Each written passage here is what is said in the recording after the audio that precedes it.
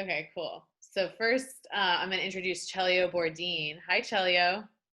Hi, nice to see you again. And then I'm happy to have guest Isabel, and she's amazing art with the full symbolism, animals, very, very powerful. It's Yes, nice to very meet you. powerful. So for Instagram, Celio Bordin will be on Facebook Live, transforming the energy of our chat into his work of perception art, which will be part of the episode on our YouTube channel, Humanizing the Icon. So on Instagram, you will not see him, but you will see me and Isabel.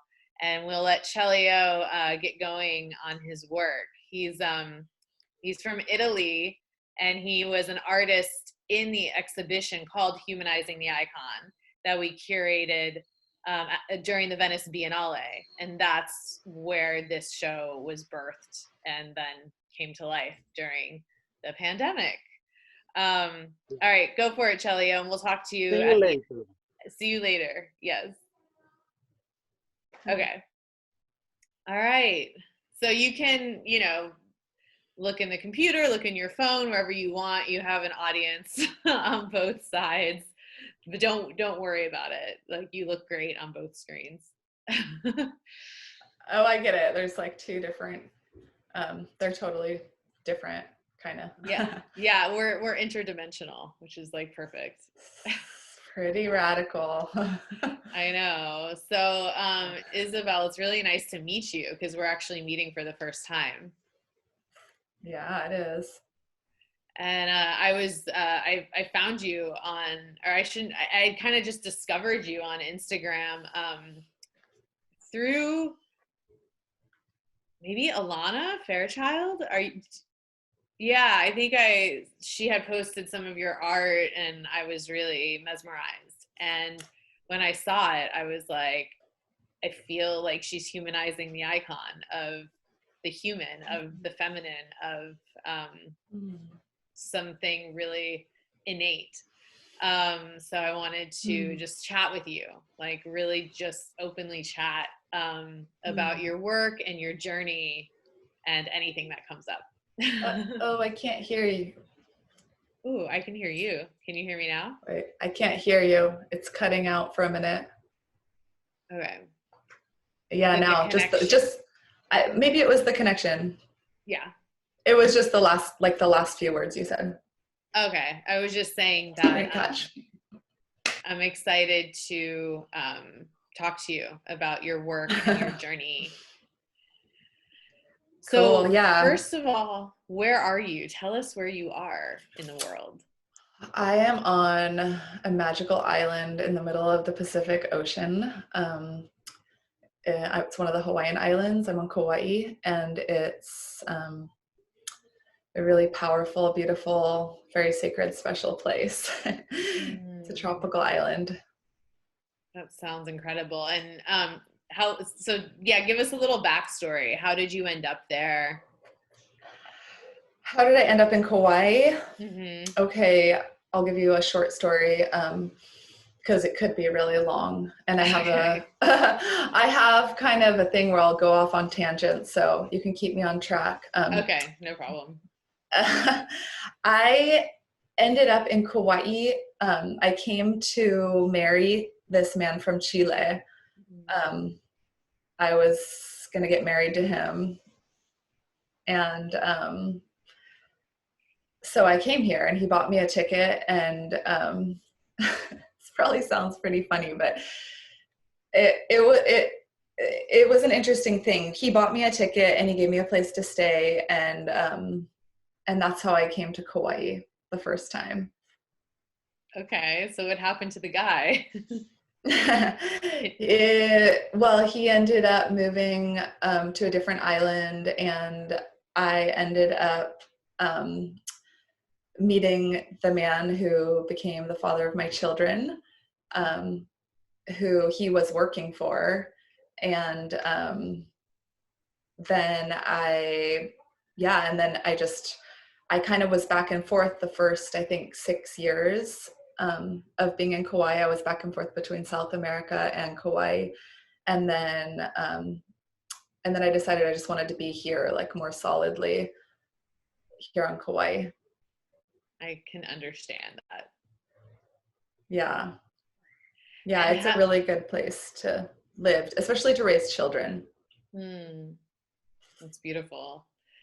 And in terms of your art, so when did you start that journey? Well, I think ever since I was just a child, I always was just gravitated towards art and towards drawing and painting. And so it's since forever, I've always been doing art, but I started taking it, I started getting really into painting in high school. And then I started taking my art to the next level and like, you know, really, really putting all my energy into it when I just kind of had to do that because I was trying to make money. And I was at a point in my life where I really couldn't hold a normal job. I had experienced malaria and dengue at the same time. I moved to Latin America as a teenager, and I was living in Guatemala for a year later on, and I got really, really, really sick, and I was in the hospital for weeks. And then I came back to California, and I was still experiencing panic attacks and really just like a lack of being able to function. And so I wasn't able to, like, I was used to working many different kinds of jobs, waiting tables and doing all kinds of things. And I got to a point where I could not, my nervous system and my neurological system and my body were just going through so much we lost you. from the illnesses. Can you hear me? Mm-mm. No.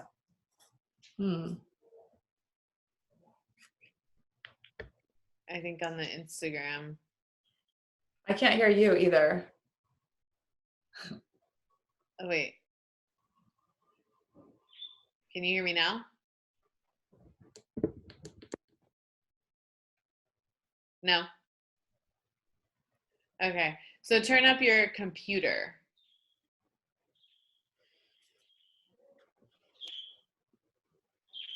Can you hear me?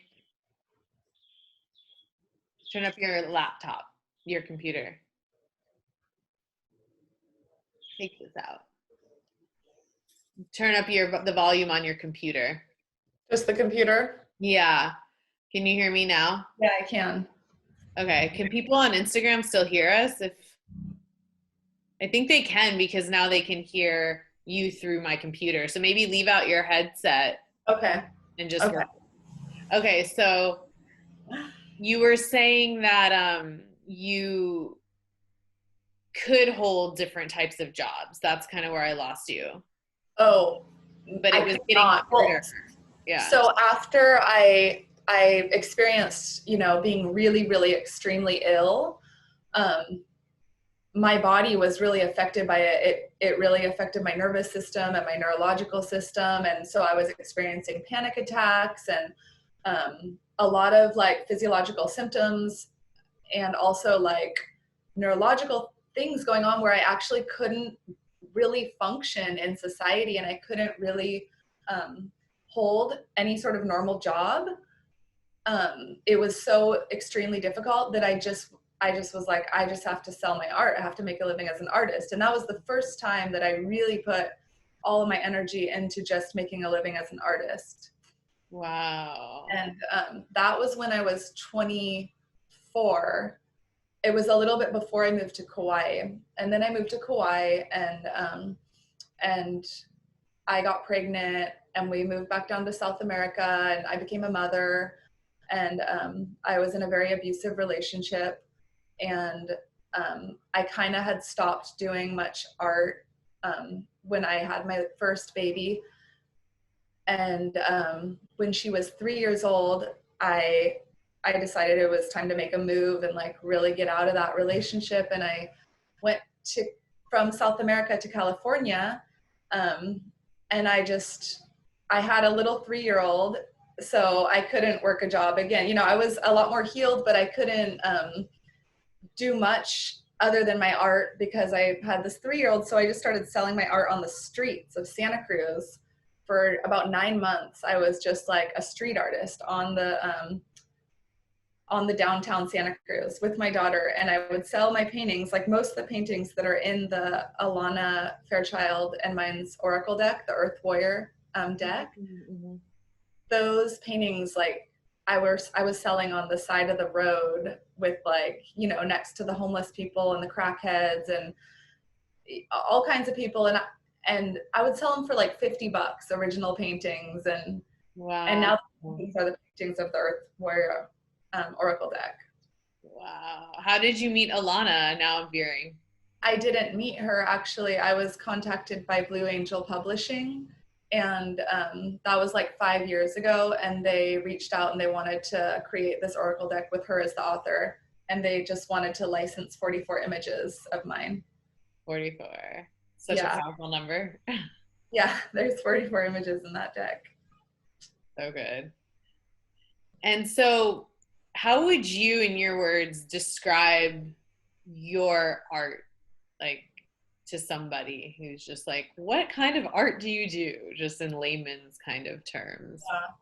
Well, I never really knew how to describe my art to people. And I think like visionary art is now a term, but like 7 years ago, like that wasn't really a term that people used very much. There wasn't even like really that genre of art. But now I guess I would say it's visionary art, but describing it with words is not something that's easy for me. I think that it kind of describes itself by just by being what it is, you know. How do you feel about the word like channel, like to be a channel? Because I'm sure that comes up. I mean, when I see your work, it feels like you used a term that I also feel very connected to, which is like wisdom keeper. And when we were on the phone, and that's what I feel like, literally viscerally, when I'm looking at your work, is some kind of like very ancient, almost code and imagery coming through you. That's a feeling that I got. Totally. Yeah. That's definitely resonant with what I feel as well. And it's also what I hear from a lot of people, you know, on a daily basis. I get messages and stuff like comments and messages from people through social media or through emails or through all the different means. And that's pretty much what I hear. And I do definitely think that I know that there's something so much bigger than me, than my personal little human self that's working through me when I'm painting. And then also, like, I've worked really hard to grow as an artist. Like, I really dedicate myself to creating art, no matter how hard it is to like keep creating with whatever's going on in my life. Like, I keep doing it, and it takes care of me. And it's a labor of love, like really, really deep love. Like, I feel like if I wasn't painting, I would be like abandoning my children. Something I feel like I have to do. It's not necessarily fun. It's not like, woohoo, it's amazing. The feeling, like when I'm in the flow, the feeling that I feel it's just like, you know, direct communion with God or goddess or spirit, whatever you want to call that, that mana, that energy. It's like, it's very like pure, direct connection. And I think these images, they're meant to come through. They're supposed to come through for reasons that are beyond my even, you know, comprehension. But I start to learn as I get the feedback from people, like, oh, this is really affecting people in a positive way. So it makes sense, like, why I feel so like it's so important. Because before I was really sharing my art with anyone, you know, they were piling up in garages or in different like shacks around the world and around Latin America and where I was living. And I didn't know, like, why am I like so passionate about, like, I have to be doing this, like, when these paintings are just like, I don't even know what to do with them, you know? like I'm this passionate about drawing pictures. Like that does not make rational sense. But it was just, it's like a feeling, you know? Like a calling, really, of sorts, feels Yeah. like. And so to me, your images do feel iconic, like archetypally and symbolically, you know. I mean, that word is definitely open for interpretation. I've been fascinated about that word because by definition, it means image. It's like a button you push on a computer, like the icon. It's also, people think of popular culture and fame, but I also think of mythology and symbols. It kind of started once I cracked open the paradigm. It's like almost everything is an icon, you know? And I was exploring, how do I feel about idolization?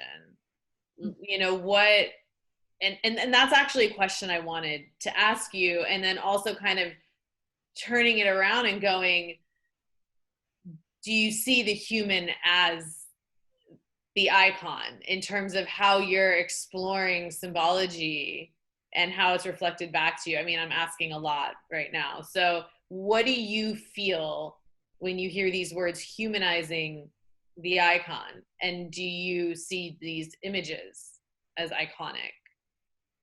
Kind of portals. Yeah, that's a lot. It's all really beautiful.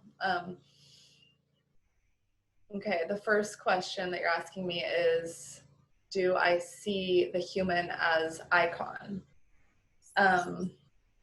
I see like bits and pieces of humans, you know, like everybody has these beautiful, amazing superpowers, and putting all those bits and pieces together is like iconic, I guess, and beautiful.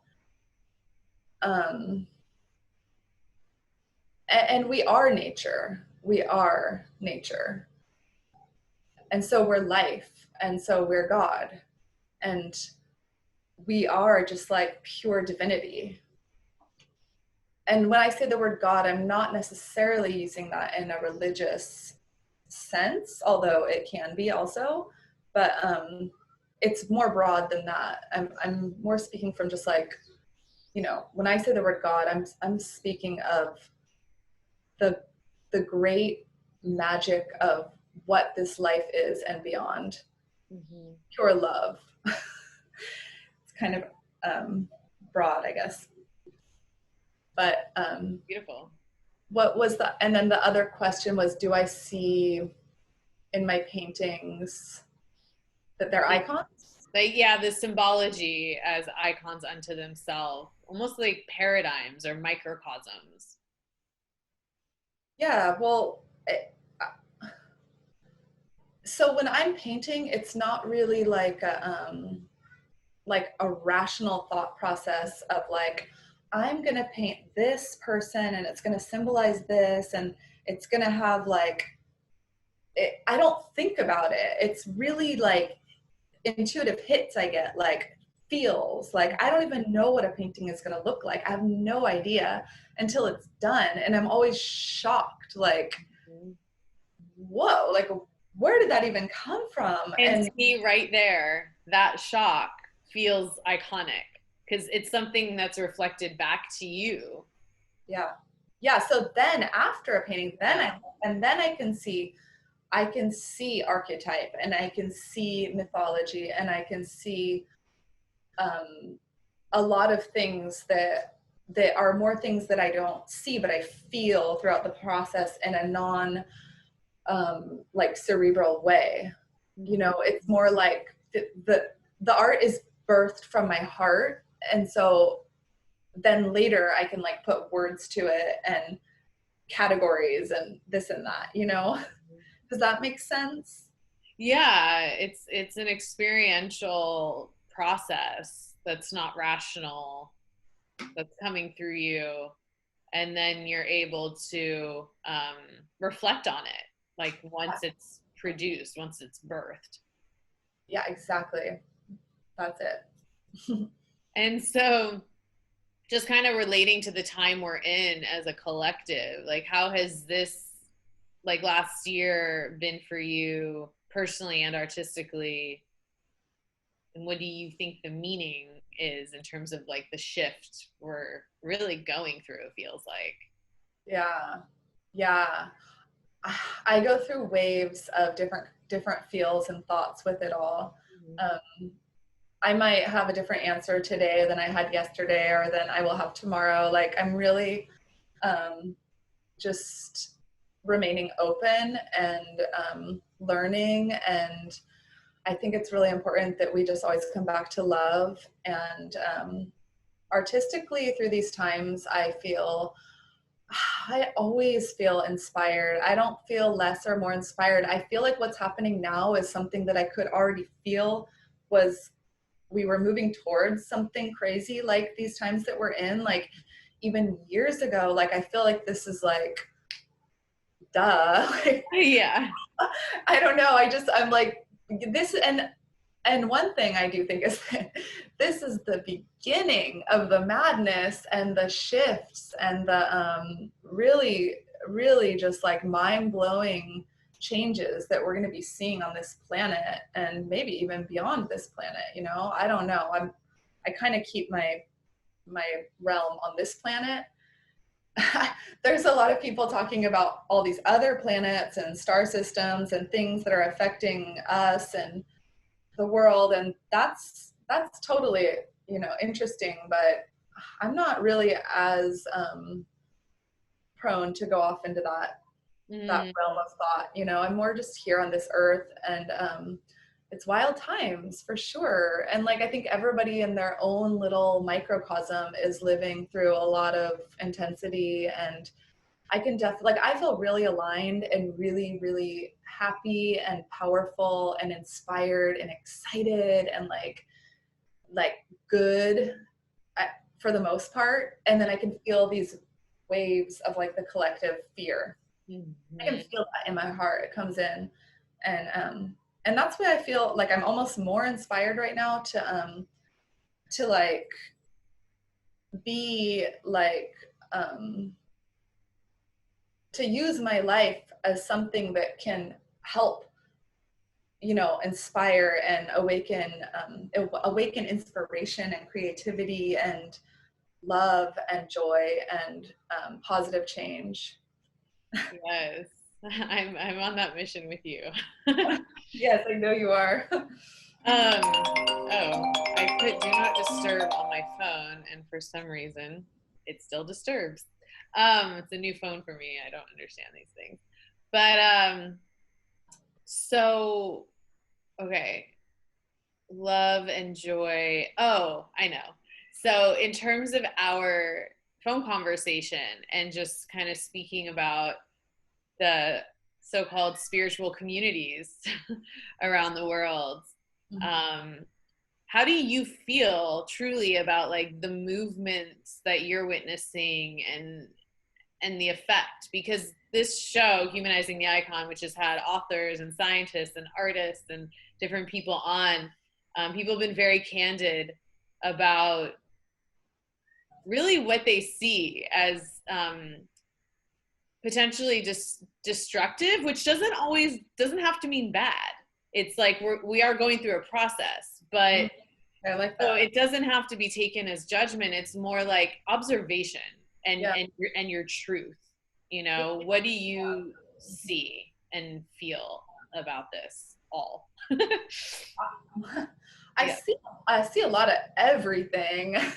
You know, I mean, there's so many different things happening, and like I guess I don't feel totally completely resonant with a lot of like quote unquote like the spiritual community. There's a lot of fluff and a lot of fakeness and a lot of ego for sure, and all of that. That I don't know. I'm like, am I just a rare breed, or like I'm not like really into like cacao ceremonies, for example. Or like, you know, and it's not like I'm against other people doing these things, but I just feel like, you know, sometimes like alternative communities or groups can almost start mimicking exactly what they're trying to not be, which is like following each other like sheep almost, and just like not thinking for themselves. Like when I think of like spirituality and spiritual community, I'm thinking of like authenticity and being really true to your soul and like coming from like this like really pure raw place.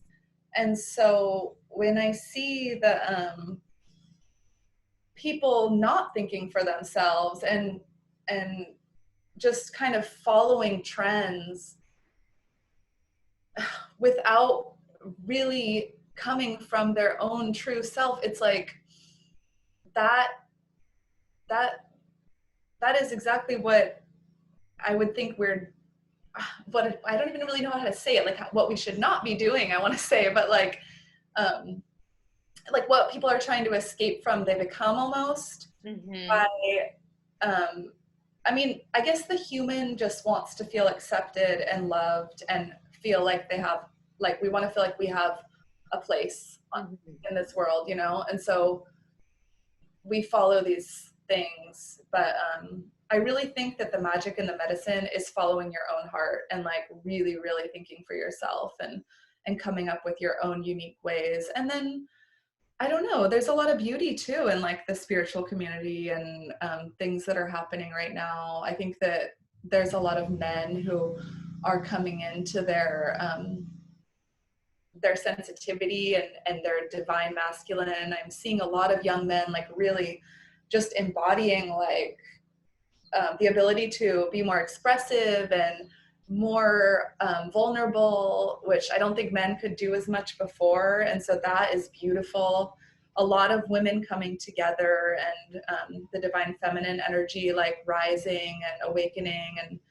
And so there's everything. And I feel like I couldn't really just describe when I was saying the more like negative things I see. I'm not sure if I was really expressing that the way I was trying to. I don't know. It's hard for me to put into words. Yeah, I mean, I understand this desire for authenticity. How do you define that word? That's actually been in this other concept I'm directing as a filmmaker. We're exploring that word. And it's interesting to kind of hear, because like I started having an aversion to that word at some point, and I don't anymore. But I realized it was because it was sort of all over the map. And it gets to what you're saying. It was like, well, what do people mean when they talk about authenticity? Because I really love what you said. It's like following your soul. Yeah. And if somebody said to you like, well, how do I do that? Like, what would you say? How do I do that? Well, you don't have to do anything. It's the most natural thing in the world. You just, well, I guess people have layers and layers of conditioning. And it's really like being your authentic self is really just what you are. It's like a child, like, and then you can see as humans grow, they get more and more conditioned and like sensitized to this culture and all these systems that we have in place, like school and all of them, you know, like everything is kind of a system unless you're just living in the Amazon rainforest. But like, I see my son who's 2.5 and he is just so pure, you know, like he is authentic. That is authenticity. Like he is, if he's mad and upset, he'll throw himself on the floor and just like scream, you know, or if he's happy, he's just like squealing and excited. And when he likes a food, he shoves it in his face and it's all over him. And like, he's just so pure. When he's tired, he'll just pass out on the couch in like the middle of a conversation. Yeah. I get really inspired by children. And I really, really enjoy being around children because they are so authentic. So I don't know, maybe being around children could help older people reconnect. And I think doing art can. And I've been hearing a lot of people talking about like, well, how do you get over the fear of like you know, you want to create something, but you're afraid that it's not going to be good enough, or people aren't going to like it, or I want to share my art or my music or this or that, but I'm afraid people, how they're going to take it. And like, I would just say, like, really, like, if you're creating from your heart and from your soul, like really for you and from you, people are gonna, there's gonna be people who connect with it, and there might be people that don't connect with it, and it's not even about that. But if you're really creating from your soul, then it's going to be beautiful regardless of who connects with it, and it's going to feel good, and it's going to be healing to you, and it's going to be healing to somebody else too. Absolutely. Okay, so in terms of like your son throwing himself down when he's angry, this has also been something I've been learning for myself, is valuing the emotional experience that, like, as you're saying, especially in our culture, it's the culture I can really speak the most educated on, is we don't value the emotional experience. We're taught to go to your room, stop doing that, and we carry a lot that's unprocessed, let's say. And so how do you honor, and we'll speak of your child, but this could be anybody in your life, or yourself, like, how do you honor these waves of emotion without wanting to dull them or fix them or whatever? Yeah, it's hard because we have been trained as a culture that like being unhappy is, there's something wrong with you. Like, if you feel unhappy, I'm worried about you. And it's like, that is such a sad thing, because unhappiness is actually part of the human experience. It's just like, and when I say I feel really good in my life, I'm not saying I feel, maybe I did use the word happy, and I want to correct that. Like, I don't feel happy all the time. I feel aligned. It's something deeper than happiness. I feel sad sometimes.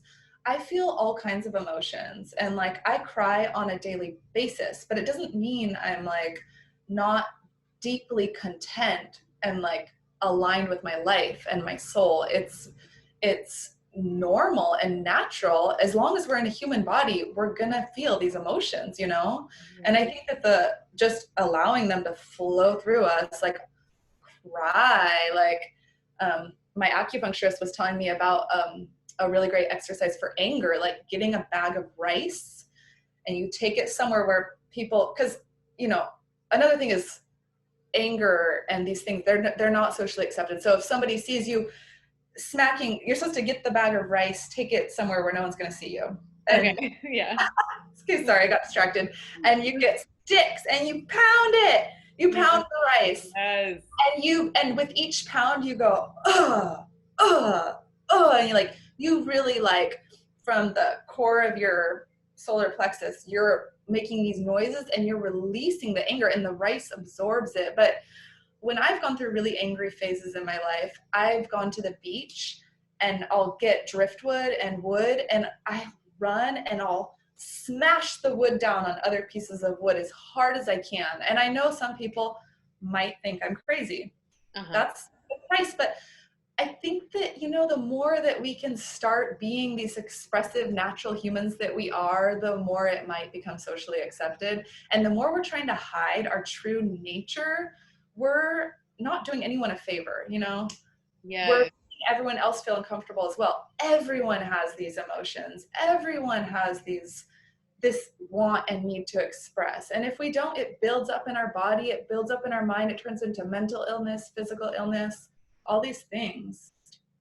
And so in relationship to other humans, like, do you express in the like peak of an emotion, or do you aim to process on your own? That's not a good idea. If you try to talk to somebody when you're really upset, or even if you write like a post on social media when you're in your fire, that's one thing I have definitely done and I continue to do, and I have to tell myself, no, Isabel.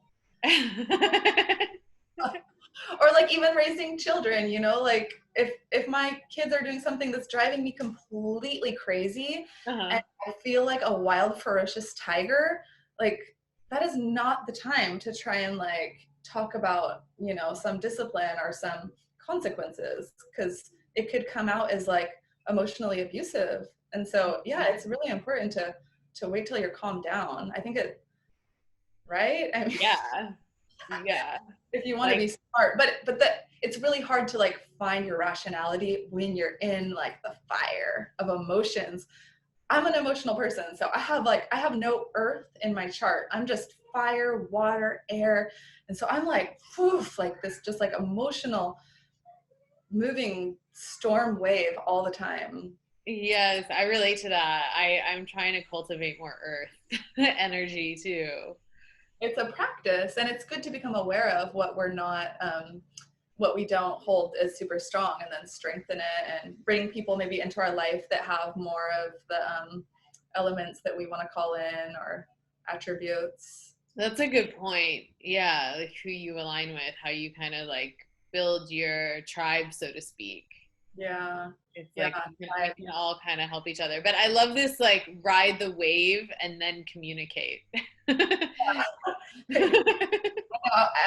put signs in my house, like, you know, just wait until you're calmed down to speak. Don't speak. Yes. Because you can just get yourself into conflict and problems and drama. This is important though. Like, people can sometimes mistake, you know, communicate after you ride the wave for repress the emotion. And it's not. It's like to honor it and dance with it and embrace it and let it move through you. Yeah. And then be able to communicate with another person. That's interesting. Do you feel like you kind of harness some of these energies into your art? Like you are able to move stuff through by your creative process? Yeah, it's very, very, very healing for me. Like, I don't know what I would do if I didn't have my art. Can you explain to people why it's healing? That's a good question. Well, I think it's like, you know, you can hit a bag of rice and get out your anger. You can cry. You can do all these things to move things out. Some people talk about shaking to get trauma out of your body. You go into shaking like how animals do in the wild, and humans are the only creatures that don't do that because it's not socially accepted. It's like a proven scientific fact that shaking can release trauma. But with art, I think that there is, it can maybe get out like aspects of stuff that needs to move out of me or through me, that nothing else could really get. If that makes sense. And then maybe too, it's like, I mean, creating the art it's like half of the circle. But if I was only creating and all of my art was just piling up in attics, which it was for a long time years ago, that is not healing. Like, you have to have the other half of the circle, which is, it's the co-creation, it's the receiving of what you're creating, for me at least. And I don't know if that's true for everyone creating art, but I feel like I knew on some soul level that my art was meant to be received by people. And until I really, you know, before Instagram and social media, I was really like, the only way I could really share it was on the streets, and that was a beautiful interaction. And then with social media, it's been really great. I think social media and the internet is an amazing, great tool, and it can also be used for great destruction, and, you know, it's very addicting and all these things. But yeah, creating the art and then having it be received, it's like feeling seen, maybe. And then the creative process and the vibrations of being in your bliss, even though it can be hard and torturous. Yeah. There's a level, almost like a homeostasis or something, that I feel as a filmmaker, artist, or whatever, that no matter how torturous it is, I know I'm doing what I love. Yeah. And I know I'm doing what I'm being called to do. Yeah. And when there's not that doubt, There is something blissful, like under the storm. Yeah, exactly. And I feel like that's such a contribution to humanity, just the process in and of itself. Yeah, for sure. For sure. Yeah, totally. It's like it's almost like a meditative space where it's like, I do feel like that when I'm painting, it's like, I don't know, like anything else other than the fact that this is exactly what I'm meant to be doing in this moment. There's like nothing else that this body and this soul could be better used for in this moment. And I feel like that every time I'm creating art. And I think everybody has something. It might not be art in the sense of like painting or music or filmmaking or you know, everyone has their own unique gifts. And I think that when we're using or expressing those gifts, then that's when we're the most aligned with life. Yes. And I would like to figure out more how to like help people or you know, guide other people to really know what exactly their gift is, because I see that's kind of like a big question for a lot of people who I talk to. It's like they don't really know like what is it, you know, like what am I really supposed to be doing? A lot of people are feeling maybe a little bit lost, and I don't know, like I don't know what the answer is to tell people. So it's like really just being in yourself and peeling away the conditioning. Other than that, like I don't know, it's kind of a mystifying question to me. Yeah, I agree. I really want to encourage people and inspire people to follow their heart. And it's so hard to get to, I guess, what the heartbeat is when you have so much piled on top, and how to unravel and kind of deconstruct to where there's like that pure kind of guidance almost. And a lot of people attribute purpose with like notoriety and like recognition. Yeah. And it's also to know that it's not that, it's actually you doing you. Yeah. It's like a mega contribution, because that raises the vibration. Exactly. Yeah. Yes, that is so true. Could be gardening, could be anything in the world. It's just like if you're doing you, then you're contributing in a major way. Yeah, it's just you doing you. Yeah. I love that. That's what I wish every child could just, you know, embody that. And, you know, I think as parents a lot, like parents kind of want to mold children, and that's where it starts. That, and I think, you know, the school system, like it's where it starts, where people start getting molded to like not be who they are. And like you're not good enough just being who you are. Like you need to be a little bit more like that, a little bit more like this. Yeah, you're wearing that clothes. Like, you know, my daughter wears clothes that like is way different than the clothes that I would choose for her to dress her.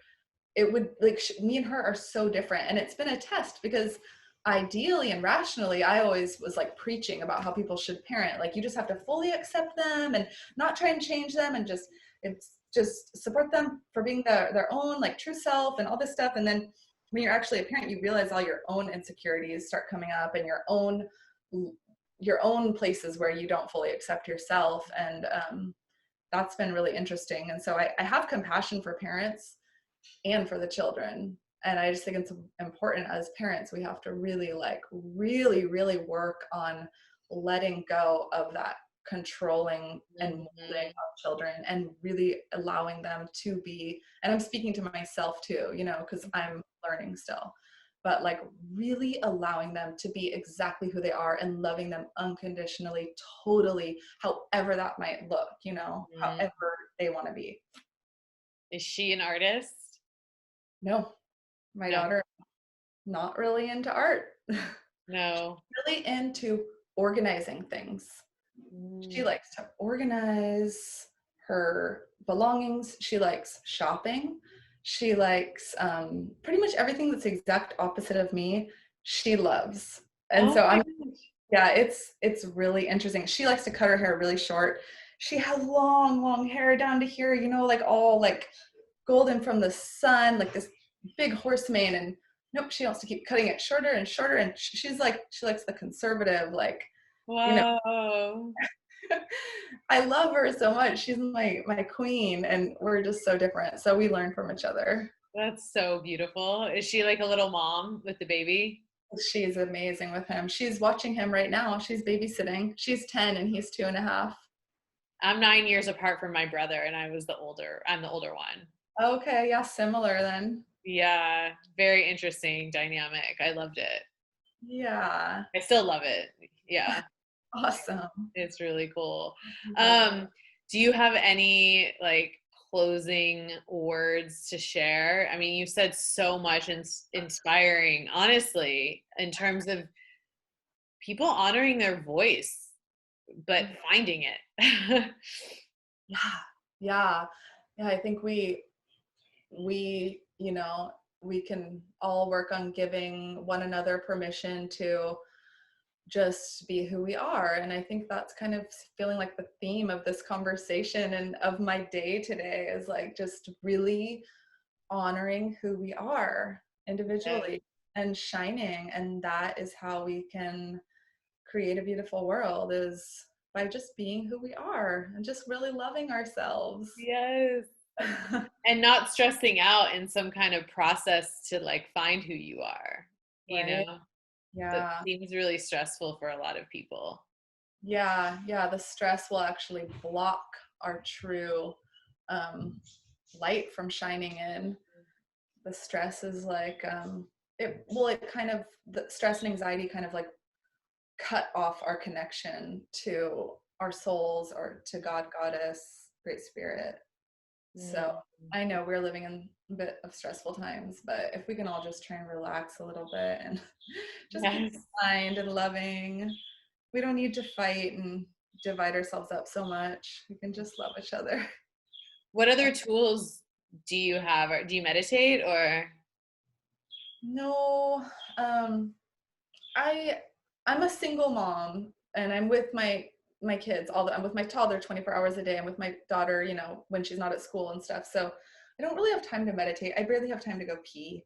Yeah. And I'm painting, my little one's like crawling on top of me and grabbing the paints and doing crazy things. So no, just life is my meditation. Just life. And as I'm cooking and cleaning and working and painting and mothering, it's all just a meditation. Music, I guess music is like my biggest joy and self-care, and I never ever will be painting without music on. I won't even be in my life without, like, I only don't have the music on right now because I'm doing this, but I have music on like 24 hours a day. That's not when I'm sleeping, but it's like the first thing I do when I wake up in the morning. I like go straight to my computer, get the music I want to have, get my speaker on, and like boom, the house is like booming. Nice. And then it's all about being present, right? In the moment. Like you're talking about even cleaning and cooking and these things. It's like, it's all meditation when you bring presence to it. Yeah. Presence and intention and love. So powerful. Where can people find your work? I mean, Instagram for sure. Isabel Mariposa Galactica. That means galactic butterfly. Ooh, I love butterflies. Yeah. You can find my work on Instagram. I also have an Etsy page where I sell my work. It's Isabel Mariposa Galactica Etsy. You can just Google it. And I'm really excited. I'm in the process of making a new Oracle card deck that will be out hopefully some point in the near future, and a lot of cool new projects that I'm excited to share with everyone. And really cool. Yeah, I'm just so inspired right now. Is the deck also through the same publishing company, or? I'm not sure. I haven't solidified who the publisher is going to be, but I'm actually going to write it myself. Ooh, okay. And, and it's going to be with my new art. And and I also do tattoos. I didn't really talk about that, but that's another conversation. I do hand poke tattoos. That's another big part of my work and what I do. Hand poke tattoo ceremonies here on Kauai. Oh, okay. Damn, we could go for another hour. Yeah, maybe do another one or something sometime. Yeah, well, or at least we'll talk. I'm definitely excited to know you, and I'm so grateful you showed up for this. And everyone should check out her art, like for real. And now Celio can share with us what he got. I'm here. Okay. Now, okay. Wow. Oh my gosh. That's amazing. So, Isabel, I do my artwork in totally catharsis. You know what I mean. So I perceive the energy about you, about the discussions. I want to be a maximum honest with my artwork, and then now I try to read what I see in this can happen today about you and the discussion. Okay, so we have, I think, is you and you watch lateral, not in front, like you watch in the past from where you coming, and have two like antenna connection is part of the brain. One is rational, one is irrational. But we have a triangle, and then is a part of esotericism, esoteric things. And so the other part is another esoteric things. And this is the life, the town, the past, everything, but it's connection only in you. So you are naked with open arms to receive the energy. You receive the energy from most is from the past, but the direction is from to is for the irrational part. Sorry, my English, I'm not very well, but You're doing great. I try to explain where. We have behind in the shade, we have a person, like person, but it's most energy. Maybe it's your kids can happen in the life, but with a generous gift can you give to her, to your kids. So wow. I see this double connection, one rational, because you become from rational part. This is, I think, a man can introduce you a new life with some esoteric things. You open your arms for receive your energy, okay? This is a person, this is you, watch lateral, and this is something in the shade, not in the dark, in the shade, because it's very relaxed face, very open to the life, and open to build an irrational part. So this is what's up today. You have a lot of balance, Isabel. Wow, that is so that's so cool. Celio. Thank you. Oh, that's just, wow, I'm kind of speechless, I guess. But what you read, because you are sensitive like me, you are, you want to touch what you don't see, but you perceive. And then what you feel in my words? What happened in your mind when you see? Oh, that's a sweet question. What do you feel from his words? Yeah. Good question, for sure. Can you put it on big again so I can't see it. So put it on the art again. Yeah. Oh, okay. Well, so now I'm kind of thinking all the stuff you said, because that's what I heard, but I see and I feel like kind of like fairy, like nymph energy, kind of like excited. Yeah, the one up there that's like, that's cool. That's like really just like woof, connected. And the hair, and then the one below it, like, yeah, it's all connected.